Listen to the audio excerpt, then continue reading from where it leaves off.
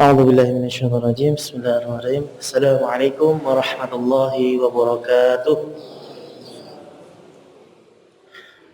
الحمد لله رب العالمين إن الحمد لله نحمده ونستعينه ونستغفره ونعوذ بالله من شرور أنفسنا ومن سيئات أعمالنا من يهده الله فلا مضل له ومن يضلله فلا هادي له أشهد أن لا إله إلا الله وحده لا شريك له وأشهد أن محمدا عبده ورسوله لا نبي ولا رسول بعده قال الله تعالى في كتابه الكريم أعوذ بالله من الشيطان الرجيم بسم الله الرحمن الرحيم يا أيها الذين آمنوا اتقوا الله حق تقاته ولا تموتن إلا وأنتم مسلمون وقال رسول الله صلى الله عليه وسلم في حديث الشريف فإن استقى الحديث كتاب الله وغير الحديث حديث محمد صلى الله عليه وسلم وشر الأمور محدثاتها وكل محدثة بدعة وكل بدعة ضلالة وكل ضلالة في النار صدق الله وصدق رسوله الكريم.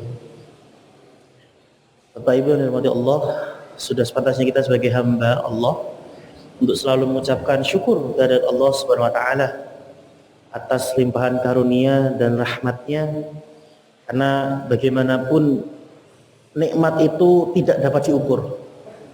Sepintar apapun manusia, secanggih apapun komputer, secanggih apapun teknologi, tidak akan bisa menghitung nikmatnya Allah.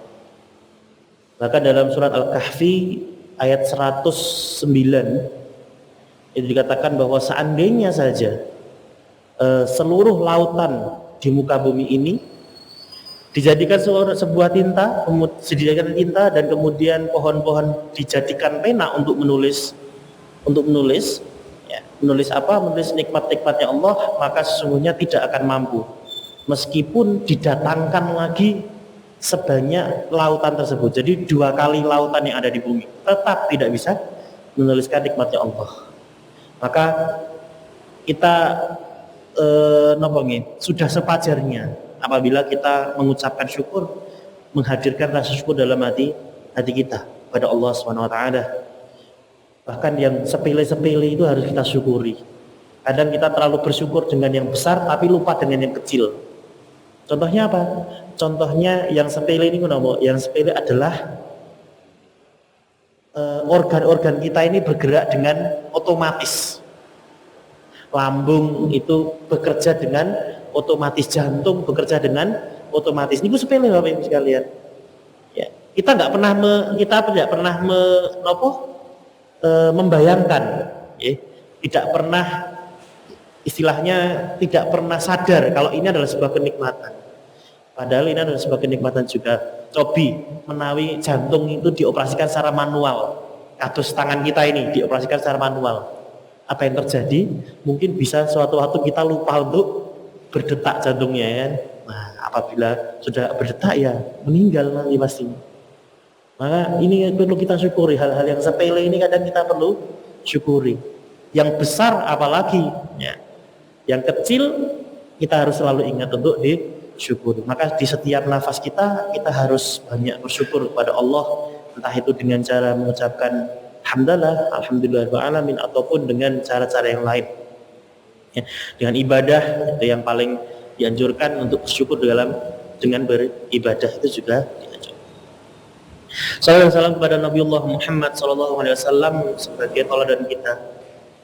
Nabi menika diutus itu tidak hanya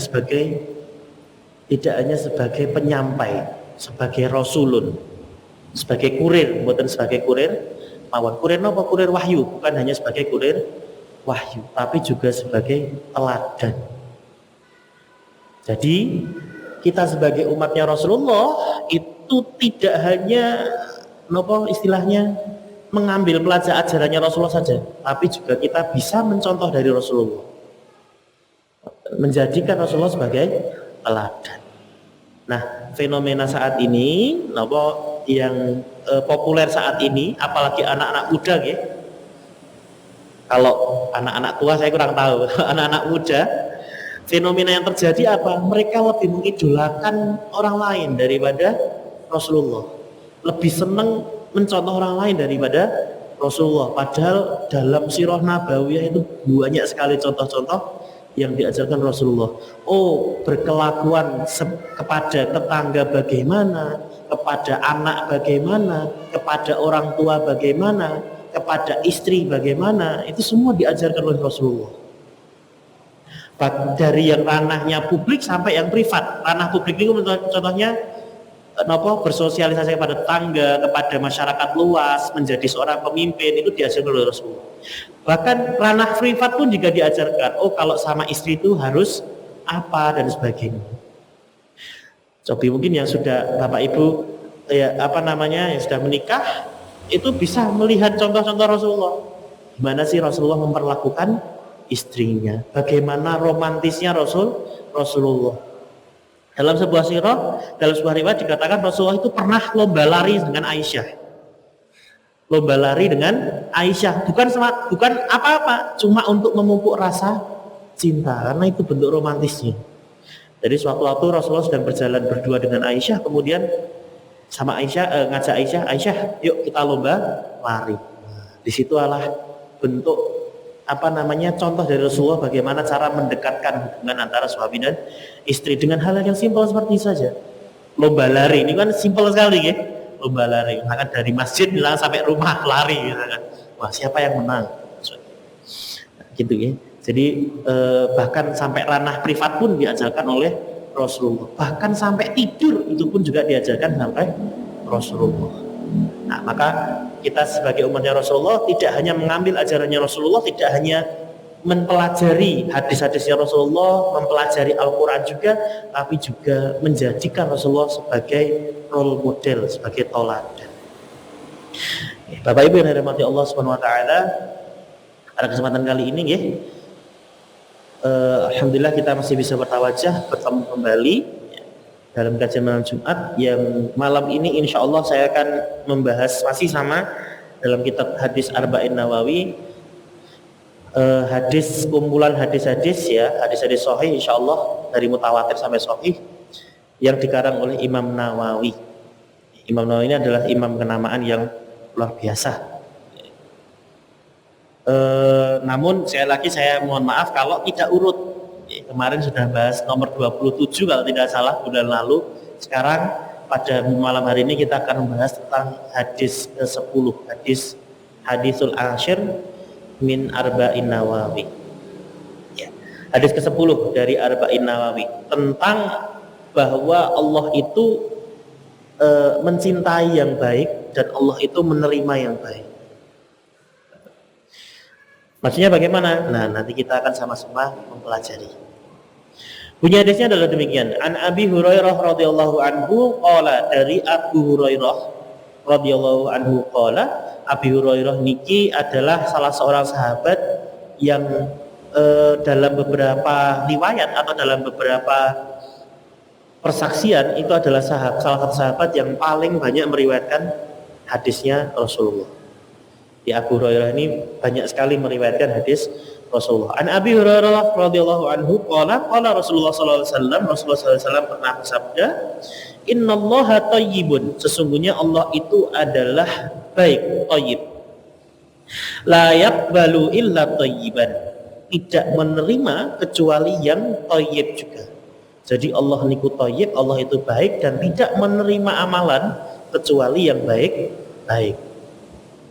Wa innallaha amaral mu'minina, dan sesungguhnya Allah memerintahkan para mukmin, mukminina, kaum mukminin, bima amara bihi mursalin, sebagaimana yang diperintahkan oleh atau kepada rasul-rasulnya.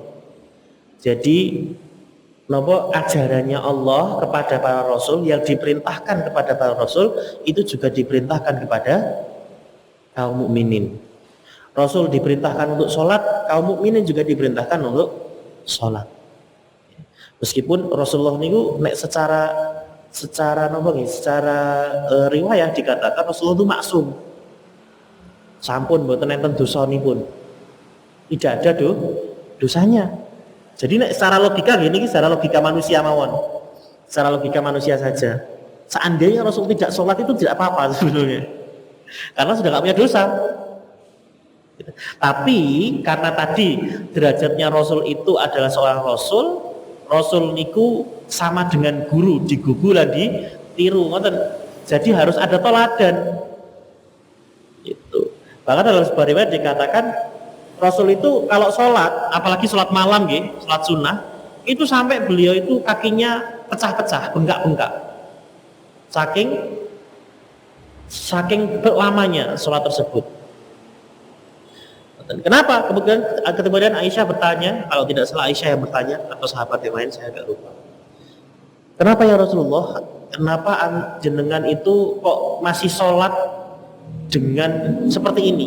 Sahabatnya sampai kakinya bengkak-bengkak, sampai kakinya pecah-pecah, saking lamanya dan sebagainya. Maka Rasulullah menjawab, apakah saya tidak boleh menjadi abdan syakur, hamba yang bersyukur? Selain itu memang Rasulullah niku harus mencontohkan untuk umatnya. Iki lho, wong sing menyampaikan aja sholatnya kayak gini, mosok umatnya tidak nyontoh gitu, namanya seperti itu ya. Nah, meskipun kalau nyontoh Rasulullah itu berat sekali. Ada yang ikut sholat malamnya Rasulullah niku, dalam sebuah riwayat dikatakan ada yang sholat Rasulullah pernah waktu sholat malam. Kemudian sahabat ada yang ikut di belakangnya Rasulullah. Belum ada satu rakaat dari rukuk nih mundur. Kenapa? Saking lamanya. Kenapa? Yang dibaca oleh Rasulullah dalam satu rakaat baca Al-Baqarah, selesai Al-Baqarah Ali Imran, selesai Ali Imran Al-Maidah. Jadi tidak 3 surat itu dibaca dalam satu rakaat. Itu sampai 2 sahabat itu mundur. Jadi ada satu sahabat ikut, belum rukuk sudah mundur karena saking lamanya. Wah, ini lama sekali Rasulullah. Kemudian ada sahabat lagi yang lewat, lihat lagi, ikut lagi, mundur lagi, sampai sahabat yang ketiga yang ikut itu akhirnya malu. Wah, nek saya mundur ini malu ini sama Rasulullah. Rasulullah aja lama, maksud saya kayak gini aja nggak bisa. Gitu. Padahal Rasulullah usianya saat itu sudah 40 lebih. Ya kan, jadi Rasulullah kan 40 tahunan. Oke. Inna Allah amaral mu'minina bima amara bihil mursalin. Sesungguhnya Allah itu memerintahkan atau memerintahkan umatnya atau memberikan ajaran kepada umatnya adalah seperti yang disampaikan kepada rasul-rasulnya. Faqala, maka kemudian Allah berfirman dalam Qur'annya, ya ayyuhar rasulu kulu minat thayyibati wa'malu sholihan. Salah satu yang diperintahkan oleh Allah tercantum dalam Al-Quran surat Al-Mu'minun ayat 51. Dalam hadis ini masih dalam satu rangkaian. Ayatnya bunyinya, ya ayyuhar rasulu, wahai kepada sekalian Rasul, ya, kulu minat thayyibat, makanlah kamu minat thayyibat, dari sesuatu yang baik, dari rezeki yang baik. Wa'malu sholihan, dan kerjakanlah amal-amal soleh. Maka yang diperintahkan kepada Rasul ini juga diperintahkan kepada umatnya, pada orang mukmin. Ada di Al-Mu'minun tadi ayat 51, ayat ini, ya ayyuhar rasulu kulu min thayyibatin, makanlah sesuatu yang thayyib, yang baik. Maka umatnya pun, orang mukminun pun itu juga diperintahkan untuk makan yang baik. Wa'malu sholihan, dan juga diperintahkan bagimu para rasul untuk mengerjakan sesuatu amal perbuatan yang soleh, amal soleh. Maka umatnya pun juga diperintahkan untuk mengerjakan amal soleh. Oke. Wa qala ta'ala, dan dalam ayat lain dikatakan, ya ayyuhadzina ya ayyuhalladzina amanu kulu min thayyibati ma razaqnakum. Dalam ayat dikatakan, wahai orang-orang yang beriman, makanlah dari rezeki yang baik yang kami berikan kepadamu. Surat Al-Baqarah ayat 172. Ini salah satu perintah yang juga diperintahkan kepada para rasul dan kepada para mukminin. Oke. Kemudian hadis ini dilanjutkan, summa dzakara rajulu yutilu safaro ash'asa akbaro yamuddu yadayhi illa sama. Kemudian Rasulullah SAW menceritakan seseorang yang lama bepergian, rambutnya kusut berdebu, menengadah mengangkat tangannya kedua tangannya ke langit, kemudian berkata, ya Rabbi, wahai Rabbku, wa matma'umul haram, wa masyaribul haram, wa malbasuhu haram, wa ghudhiya bil haram. Padahal makanannya haram, minumannya haram, pakaiannya haram, dan ia dikenyangkan dari yang haram. Fa anna yustajabu lahu, maka bagaimana mungkin doanya tersebut akan dikabulkan. Rawahu Muslim. Hadis ini riwayat Muslim. Sekilas hadis ini kan sebetulnya nyambung. Tadi di kalimat pertama dinyatakan bahwasanya Allah itu baik dan menerima amal yang baik. Kemudian setelah itu fa innallah, dan Allah juga memerintahkan orang mukmin sebagaimana apa yang diperintahkan oleh para rasul. Salah satu perintah yang diperintahkan oleh Rasul oleh Allah adalah makanlah yang baik-baik. Kulu min thayyibat, makanlah yang thayyib. Saya akan jelaskan sedikit-sedikit. Kemudian kok setelah menyebutkan ayat tadi, kemudian kok setelahnya menyebutkan Rasulullah kemudian menggambarkan seseorang yang lusuh, ya kan, sedang dalam safar, rambutnya kusut, rambutnya lusuh karena saking lamanya perjalanan, kemudian dia menengadah tangannya berdoa kepada Allah, menyebut ya Rob, ya. Maka kemudian padahal makanan orang tersebut haram, minumnya haram, pakaiannya haram, penyebab kenyangnya pun juga haram. Maka kemudian Rasulullah dengan gambaran orang tersebut, Rasulullah bertanya, apakah mungkin doanya itu akan dikabulkan? Kadosipun betul nyambung, tapi nanti akan ada penjelasannya masing-masing. Oke. Bapak Ibu yang dirahmati Allah, kita mulai penjelasan dari yang pertama dulu, yaitu adalah kalimat innallaha ta'ala thayyib. Qala Rasulullah SAW, innallaha thayyibun. Ya, sesungguhnya Allah itu adalah thayyib, baik. Ya. Thayyib, baik. Maksudnya kata thayyib ini apa? Kata thayyib ini atau baik ini maksudnya adalah Allah itu jauh dari segala kekurangan, tidak menyandang satupun sifat-sifat keburukan. Maksudnya seperti itu. Jadi ketika ada kalimat innallaha thayyib dalam hadis ini, thayyibun di sini adalah menyatakan bahwa Allah itu tidak memiliki satupun sifat-sifat keburukan. Itu. Dan kebalikan dari kata thayyib adalah khabith, yang artinya buruk atau keji. Ya, sebagaimana Allah pernah berfirman dalam Al-Baqarah 100 bahwa thayyib dan khabith ini dua hal yang bertentangan. Qul la yastawil khabitha wat thayyib, tidaklah sama yang buruk dengan yang baik. Artinya yang baik niku ya 100% baik, yang buruk wal khabith itu juga 100% buruk. Tidak mungkin bercampur antara keduanya. Dan Allah di sini ketika dikatakan, Rasulullah mengatakan innallaha thayyib, Allah itu adalah baik, maka betul-betul baik. Tidak ada satupun sifat-sifat dari keburukan. Kemudian kalimat selanjutnya layak balu illa thayyib, dan Allah tidak menerima amalan yang tidak baik. Mohon maaf, kalau secara bahasanya layak balu, dan Allah tidak menerima illa thayyiban, kecuali yang baik-baik saja.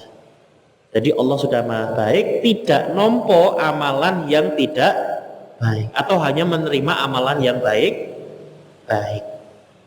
Ya, maka dalam penjelasan di sini dikatakan la yuqbalu illa thayyib, bahwasannya Allah itu hanya menerima tutur kata, perbuatan dan lain sebagainya yang baik-baik saja. Semua yang buruk tertolak oleh Allah. Jadi semua yang buruk-buruk tertolak oleh Allah. Hanya yang baik saja yang diterima oleh Allah. Kemudian penjelasan selanjutnya, sedekah dengan uang yang tidak baik tidak akan diterima oleh Allah. Ya. Karena sekali lagi Allah itu hanya menerima yang baik-baik saja. Dalam hadis lain dikatakan Rasulullah SAW pernah bersabda, "Man tasaddaqa bi'idlin ta'maratin min thayyibah wa la yaqbalullaha illa thayyibah fa innallaha ta'ala ya'khudhuha biyaminihi yurabbiha kama yurabbi ahadukum faluwahu hatta takuna mithla jabal."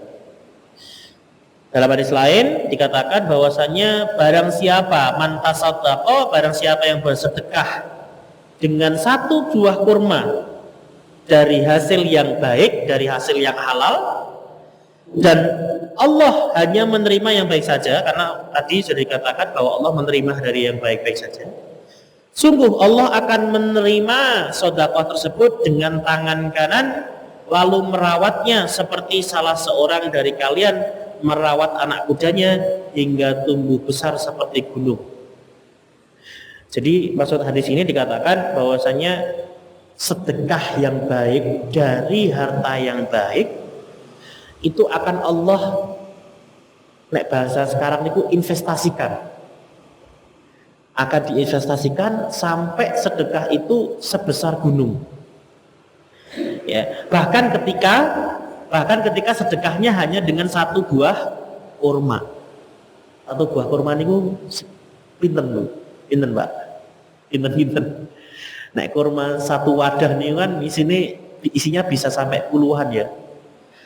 1 kilo itu kan bisa sampai puluhan, harganya mungkin sekarang 30.000 atau 40 ribuan. Nek ditang-tang ya, mungkin satu biji kurma itu hanya nggak ada 500 mungkin ya, nggak ada 500 perak. Mungkin loh ya.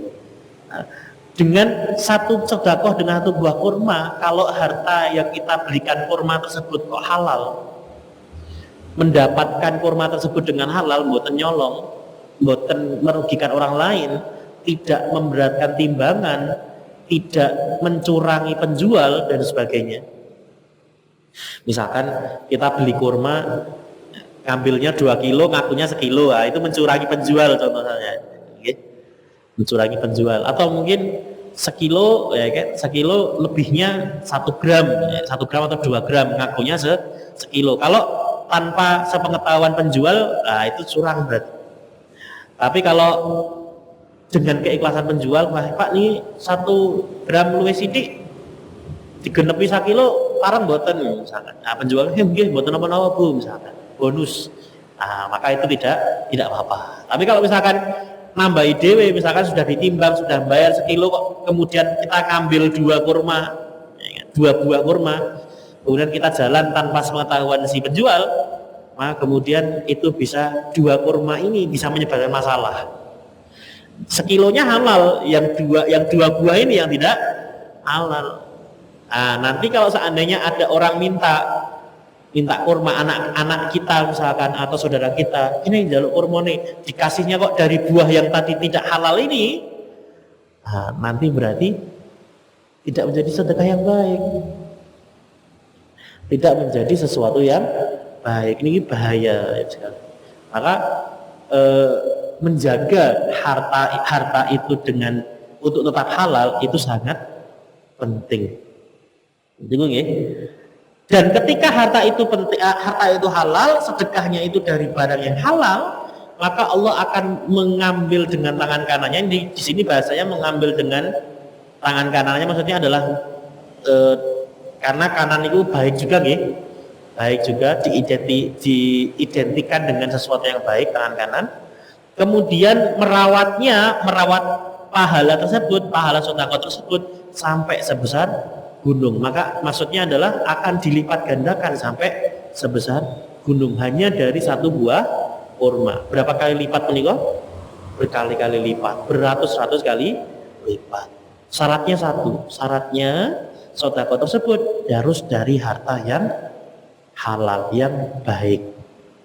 Nah, ini hadis yang menjelaskan bahwa memang Allah itu hanya menerima yang baik-baik, yang thayyib, layak balu illa thayyibat. Allah tidak menerima seamalan kecuali yang baik-baik saja. Maka kalau ada amalan yang baik, sumbernya tidak baik, Allah tidak juga menerima. Contohnya apa? Contohnya tadi sodakoh, pembangunan masjid banyak 1 juta misalnya, tapi ternyata 1 juta itu dari nyun sewu misalkan korupsi, nah, dari korupsi, maka ya perbuatannya baik, sodakohnya baik, cuman karena hartanya bukan berasal dari yang baik, Allah tidak akan menerima.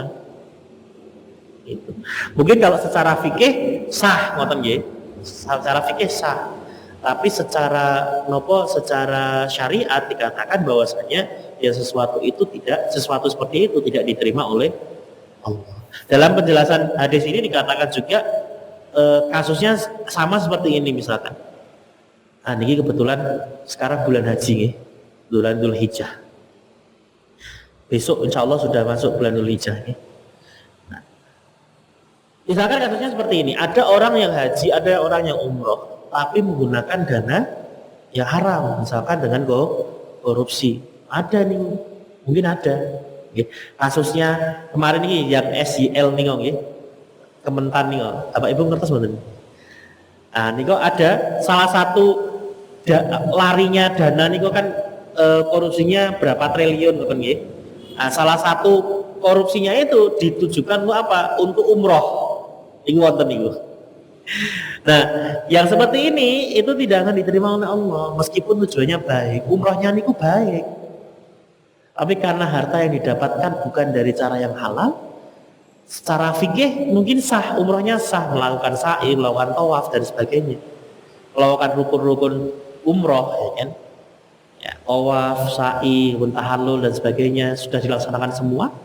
Secara fikih sah, tapi secara syariat tidak sah. Kenapa? Karena hartanya bukan dari sesuatu yang halal. Lagi-lagi panduannya adalah la yuqbalu illal thayyib.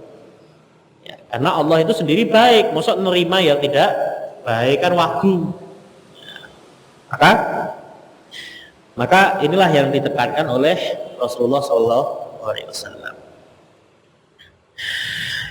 Wa innallaha amaral mu'minina bima amara bihil mursalin, dan sesungguhnya Allah memerintahkan mukmin, orang-orang mukmin seperti yang diperintahkan pula kepada para rasul. Maksudnya bagaimana? Maksudnya ya enggak ada bedanya antara yang perintah yang diterima oleh para rasul dengan perintah yang diterima orang mukmin, tidak ada bedanya. Ini satunya untuk di sini penjelasannya satunya untuk mengangkat harkat martabat dari kaum muslimin. Jadi para rasul niku tidak jauh beda seperti kaum mukminin juga.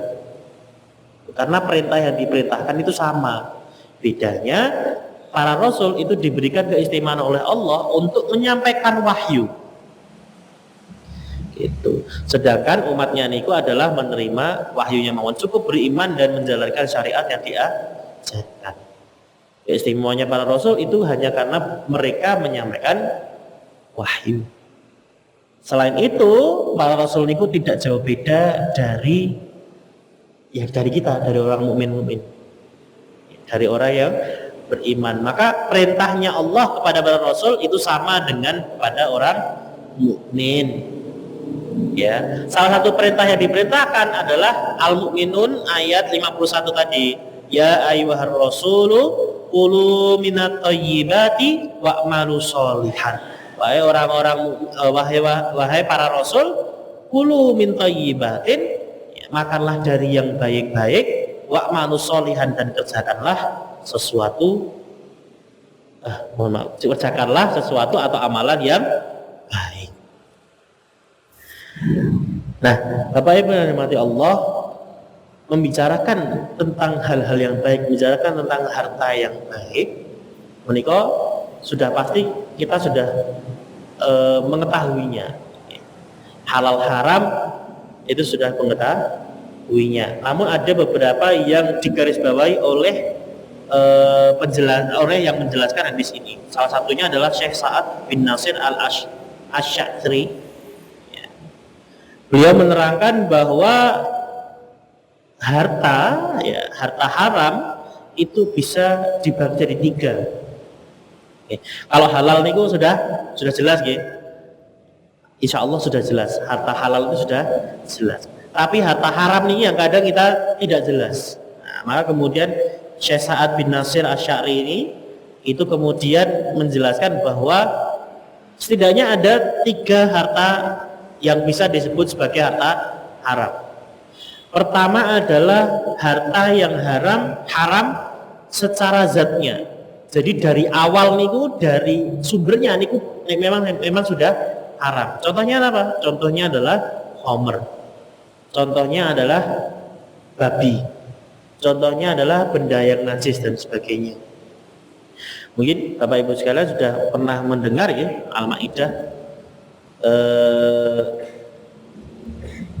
Innama alaika, mohon maaf, mana ayatnya? Innama haramallahu, astagfirullahaladzim, saya lupa. Pokoknya ayatnya adalah yang harama alaikum maitatun wadamu walahmul khinzir. Nah niku nggih. Pertamanya itu saya agak lupa. Kalau napa jenenge saya ini disclaimer nggih. Napa bahwa saya ini orangnya rodok lupa. Jadi ayat-ayat gini ini saya kadang nek mboten dimurojae nggih lupa lagi. Tapi inti ayatnya adalah innama hurimat alaikum maitatu wadamu walahmul khinzir. Diharamkan bagimu, ya, maitah, bangkai, kemudian damun itu darah, lahmul khinzir itu daging babi, ya. Satu lagi, dan juga sembelihan yang tidak diatasnamakan Allah.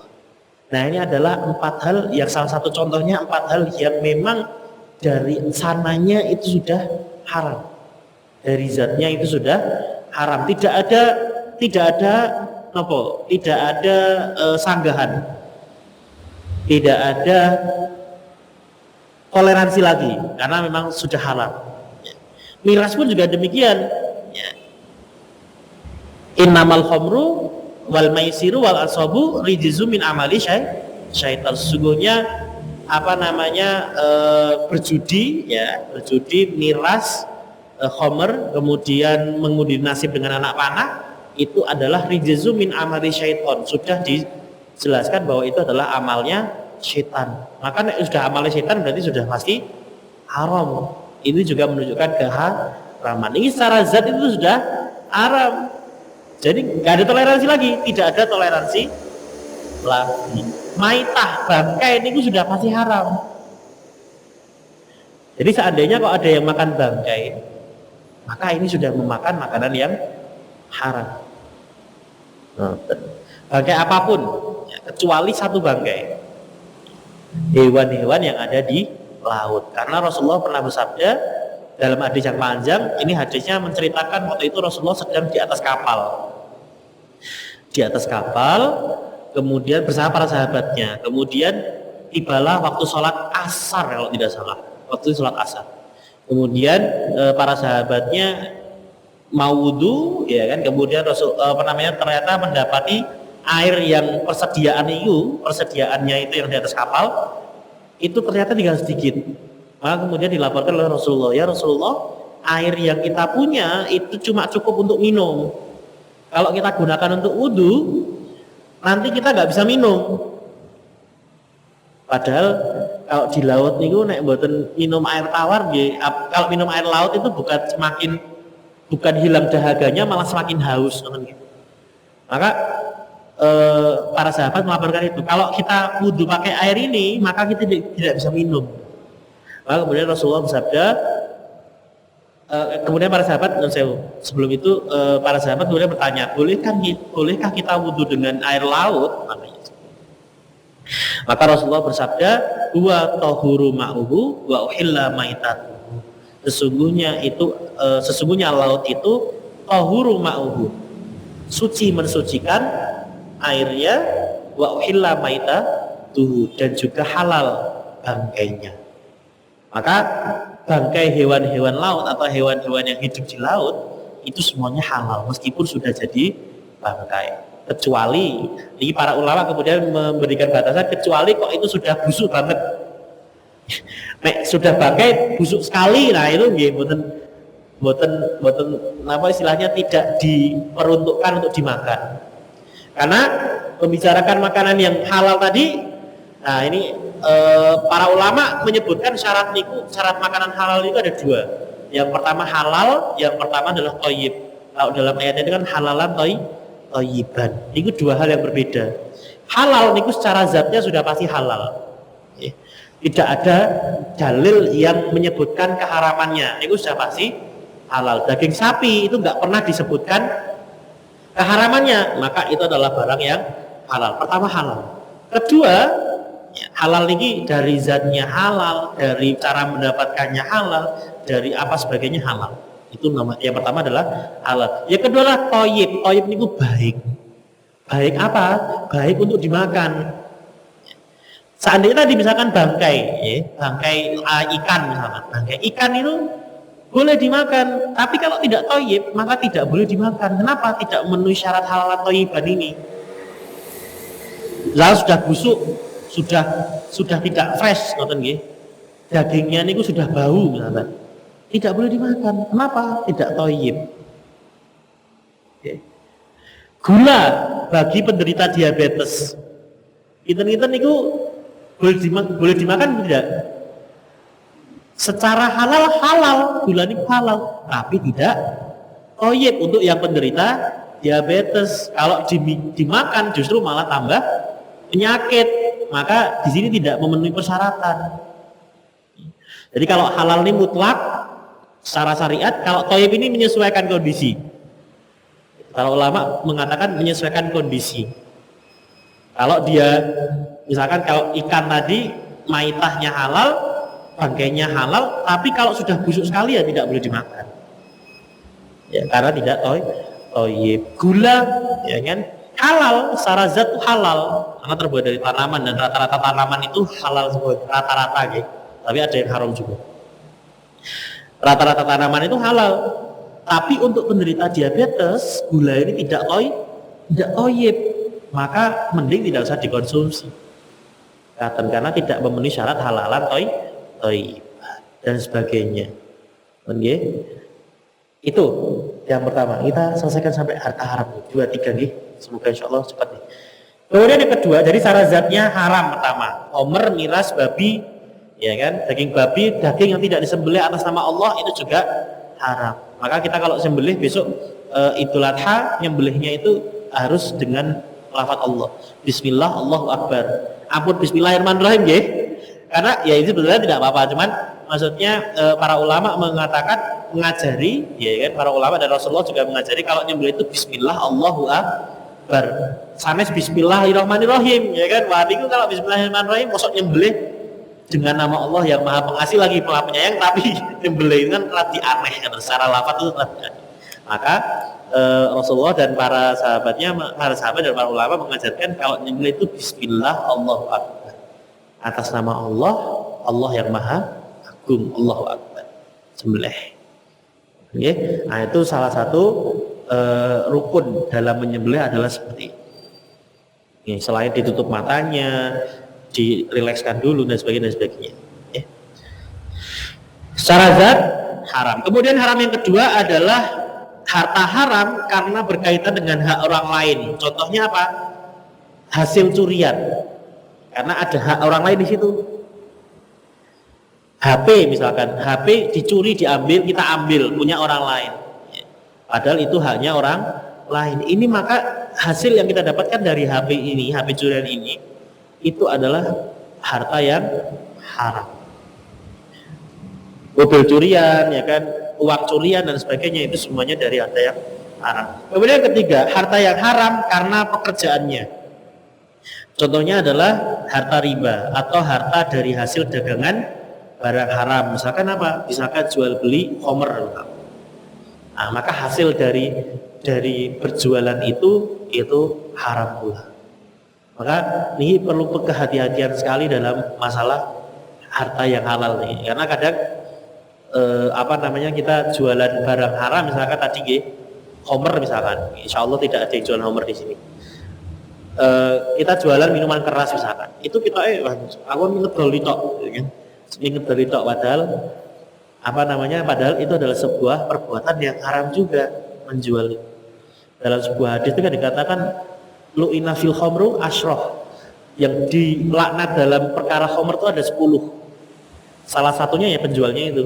Peminumnya jelas, penjualnya jelas, membawakan bagi untuk orang yang mau minum khamr itu pun juga dilaknat oleh Allah. Nah, nanti di lain waktu kita insya Allah akan membahas hal tersebut. Mungkin itu Bapak Ibu yang dirahmati Allah yang bisa saya sampaikan pada kesempatan kali ini. Kita baru sampai kepada harta yang haram tadi. Innallaha thayyibun la yuqbalu illa thayyib. Sesungguhnya Allah itu adalah baik, ya. Allah itu thayyib dan Allah menerima apa-apa yang thayyib, apa-apa yang baik saja. Maka harta yang haram atau sedekah atau amalan yang dikerjakan dengan cara yang haram, harta yang didapatkan dengan cara yang haram, maka tidak diterima oleh Allah. Dan harta haram tadi sudah dikategorikan jadi 3 tadi. Jadi insya Allah selain harta-harta tersebut, insya Allah haram semua. Bapak Ibu dirahmati Allah, mungkin itu saja bisa disampaikan. Nanti kita lanjutkan di minggu depan insya Allah. Aku liqouli hada wastaghfirullah li wa lakum. Wabillahi taufiq wal hidayah. Assalamualaikum warahmatullahi wabarakatuh.